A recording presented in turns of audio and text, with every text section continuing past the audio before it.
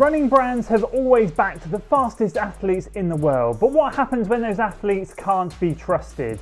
With doping scandals continuing to plague the elite level, some brands are starting to shift their focus. Instead of chasing medals, they're now backing creators, social media runners who inspire, educate and build communities. And honestly, this might be the best thing to happen to the sport in years. Last year, we saw Philly Bowden sign a contract with On the basis of an athlete-creator relationship. She openly said she was being sponsored on not just for her running talent, which she clearly has a lot of, but also her social media, storytelling and creativity as well. Now, this was the first signal that we saw in the social media world where a brand had stood up and realised the power of social media and how it was connecting an athlete and a creator with a wider audience. And so more recently, Jake Barraclough, who's been on a meteoric rise on social media, has been recognised for his captivating storytelling and train harder not smarter approach, and been rewarded by Brooks for a similar contract by the looks of it. And of course, most recently, Cole Gibbons, after his scintillating London Marathon performance, he has deservedly earned a partnership with Start Fitness and Adidas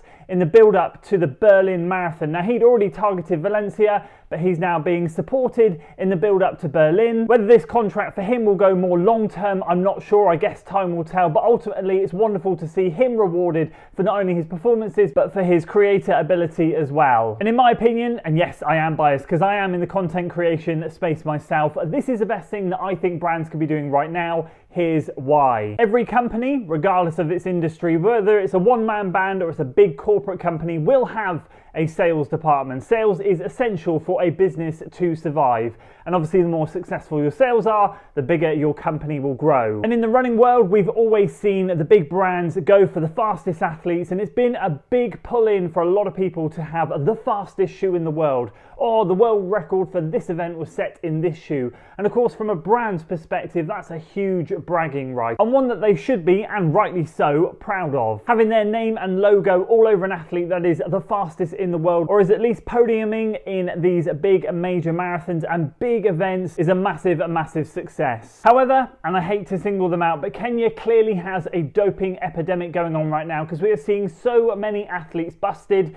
And in particular, the recent women's marathon world record holder has recently been provisionally suspended for abnormally high levels of, let me get this right, hydrochlorothiazide in her system, which is a diuretic. And of course, this is used as a masking agent to cover up what's really going on in their system. Now, this is actually having bigger ramifications than I think just athletes being provisionally suspended. Not only have we got the age-old argument of the fact that they're stealing prize money from the clean athletes, and these clean athletes work really hard to get to where they are, only to be beaten by people that are using performance-enhancing drugs. But I know, speaking to a lot of people, and a lot of the vibe on social media these days is when a world record happens, it's just too good to be true, and no one particularly cares. And I think the common response for a lot of people now is basically take this stuff to the enhanced games, because that's what it's been set up for. We're not interested in that. And I think that's sadly the opinion of a lot of runners these days. Of course, these ramifications are huge, and I think from a brand's perspective, being associated with these athletes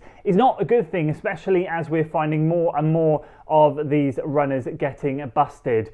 We also have to look at the coaches and the organisations, the setup behind the athlete as well. It's not just the athlete themselves. However, there's a big picture here that we need to look at. And when your brand, your logo, is slapped all over this person's chest, when they're wearing your vest, on their shorts and on their feet, it's just not a good look. So for me, it's now really wonderful to see brands pivoting and supporting more real life creators with big audiences that clearly have an abundance of talent, but can really learn to connect with people. And quite honestly, don't rock up to a race, run the race, maybe podium, maybe win, and then disappear for 9 months, and you wonder where the heck they've gone. And God only knows what they're doing in and amongst their training to then turn up for their next race. So for me, to see brands backing these more real life athletes, people that we connect with on a much more human level, is a wonderful thing, and I think it can only be a good thing for brands. Here's why. Number one, their products get used and showcased far more, but also with a more relatable athlete, someone that we connect with, someone that we tune in every single week, maybe multiple times a week, to watch their story, watch their journey,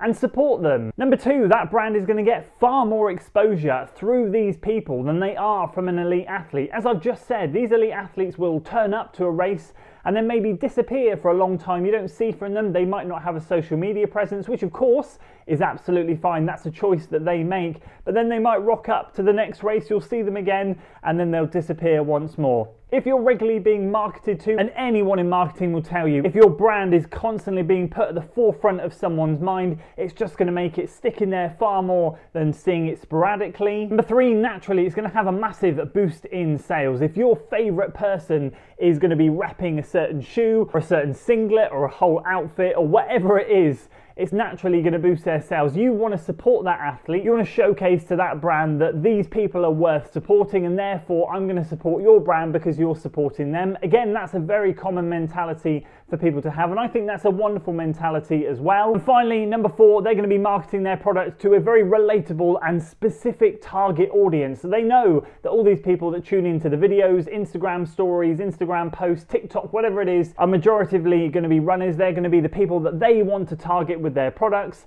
and it just makes sense. They could waste tons of money on marketing campaigns all over the internet trying to target everybody and everything with paid adverts, or they could just provide and support a creator that's got a massive pool of people that they can just market their products to. Now, I appreciate that might turn a few people off because a lot of people don't like being advertised to during videos or content that these people are creating. And often as creators get bigger, they get more sponsorship opportunities, and again, that can switch people off.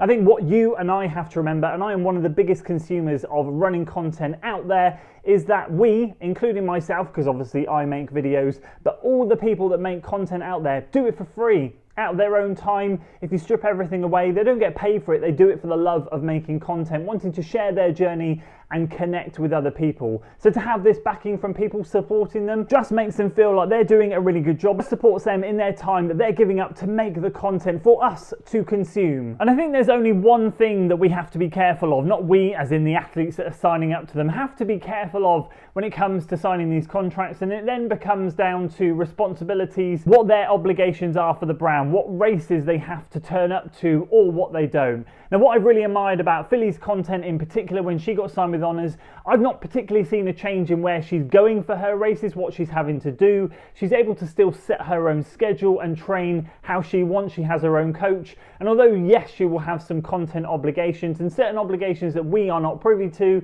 it certainly seems that she's not being shipped and ferried around the world to all of these events that's going to disrupt her training and help her develop as an athlete as well. Of course, with the 2 newer contracts that I mentioned with Jake and Cole, it's yet to be seen what their obligations are, but hopefully the brands have got their best interests at heart and are going to allow them to continue to develop along their path and not ferry them all around the world for all of these races, because of course this is when burnouts happen, and that's when athletes can kind of stagnate a little bit because their training blocks are interrupted by doing all these races. So hopefully, fingers crossed, the brands will support them from a content perspective but allow them to flourish as an athlete. Now, I said I'd save my personal take to the end. You've probably picked up my bias through the camera, and that's absolutely fine. I hide nothing. I'm very happy to say that I think this is a wonderful move from the brand. I've been creating content for 10 years myself, and I've been watching, and I'm a huge fan of running content creators all around the world. From the beginning, supporting the Ginger Runner and Sage Canaday, VO2 Max Productions,